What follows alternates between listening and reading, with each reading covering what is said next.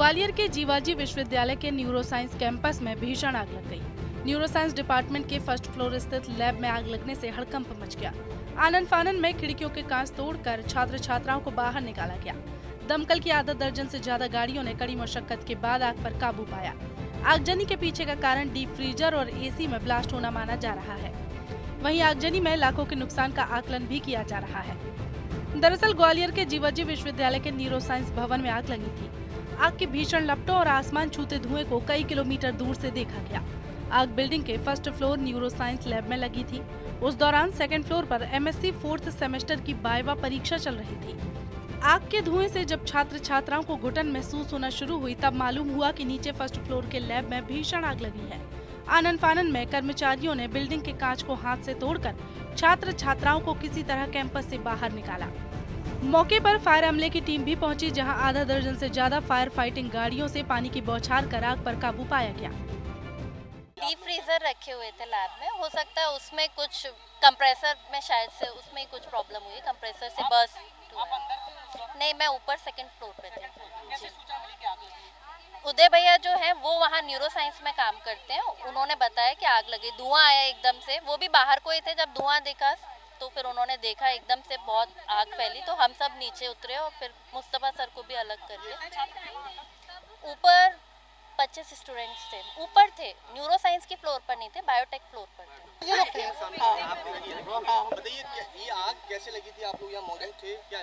ये department biotech neuroscience साथ में थे, तो न्यूरोसाइंस में आग लगी थी। बायोटेक में चल रहा था प्रैक्टिकल बायोवा, तो उनका रिसर्च स्कॉलर है, तो वो ऊपर आए, उन्होंने बोला आग लगी है। तो हमारे एचओडी हम लोग सब नीचे गए आग बुझाने के लिए, तो उसमें इतनी आग ज़्यादा लग चुकी थी कि हमारा दम उठ रहा था, तो हम सीधे बाहर आ गए। हमने सोचा कांच फोड़ दें, तो कांच फोड़ते में मेरे हाथ में चोट आ गई, तो मैं तत्काल के लिए ड्रेसिंग के लिए चला गया। उसके बाद एचओडी ने फायर ब्रिगेड को फ़ोन किया, उसके बाद फिर मुझे पता नहीं आ गया। ये फायर ब्रिगेड समय में आ पाई थी क्या? जानकारी कुछ अब ये लोग ये बताएंगे, स्टूडेंट बताएंगे आगे। आग के पीछे क्या कारण लग रहा है? आग के पीछे क्यों पता कुछ, डीप फ्रीजर थोड़ा हीटिंग हो गया होगा। ये हमारा पूर्वी परिसर है, न्यूरोसाइंस डिपार्टमेंट है, इसमें ये आग लगी है और अभी फायर ब्रिगेड की सहायता से इसको बुझाने का प्रयास किया जा रहा है। इस कारण आग लगी, कुछ पता अब ये बंद हो जाए तो फिर अंदर जाके एक बार समझ में आएगा कि क्या हुआ, किसी मशीन में कोई दिक्कत आ गई है, क्या परेशानी हुई। आग लगी तो बताया कुछ स्टूडेंट भी थे। हाँ, दूसरे पोर्शन में स्टूडेंट्स कुछ काम कर रहे थे, पर जैसे ही एक बच्चे ने बताया कि यहाँ से धुआं निकल रहा है तो सारे बच्चों को बाहर निकाला गया और फायर ब्रिगेड आई है लगातार। हम उसके कितने बच्चे अंदर थे? होंगे 15-20 बच्चे रहेंगे अंदर, और वो बिल्डिंग के दूसरी साइड में थे, दूसरी बिल्डिंग में। अभी आप देख रहे हैं, आप स्वयं भी देख लीजिए, लगातार प्रयास चल रहा है। मैं जन सुनवाई के लिए यहीं से निकल रहा था, सिग्नल पर ही था, मुझे सूचना मिली कि इसमें आग लग गई है, तो मेरे मोबाइल पर ही फ़ोन आया, वायरलेस भी मेरे पास था, मैं तुरंत वायरलेस से मैंने सूचना दी, तो इसलिए मैंने 5-6 गाड़ियाँ एक साथ यहाँ बुला ली। और यहाँ मेरे सामने ही वो एसी फटा था और एसी में अकेली आग लगी थी, इतनी लगते लगते दूसरा एसी भी फटा, तो इस तरह से 2 कमरे के 2 एसी एक साथ फटे और आग लग गई।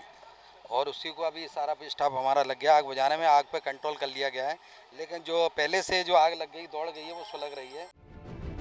गौरतलब है कि जीवाजी विश्वविद्यालय के न्यूरोसाइंस लैब में आग लगने से और उसकी चपेट में एमएससी का क्लासरूम आने से लाखों रुपए के नुकसान का आकलन किया जा रहा है। फिलहाल विश्वविद्यालय प्रबंधन ने आग लगने के पीछे के कारणों को जानने और नुकसान का आकलन करने के लिए कमेटी गठित कर जांच शुरू कर दी है।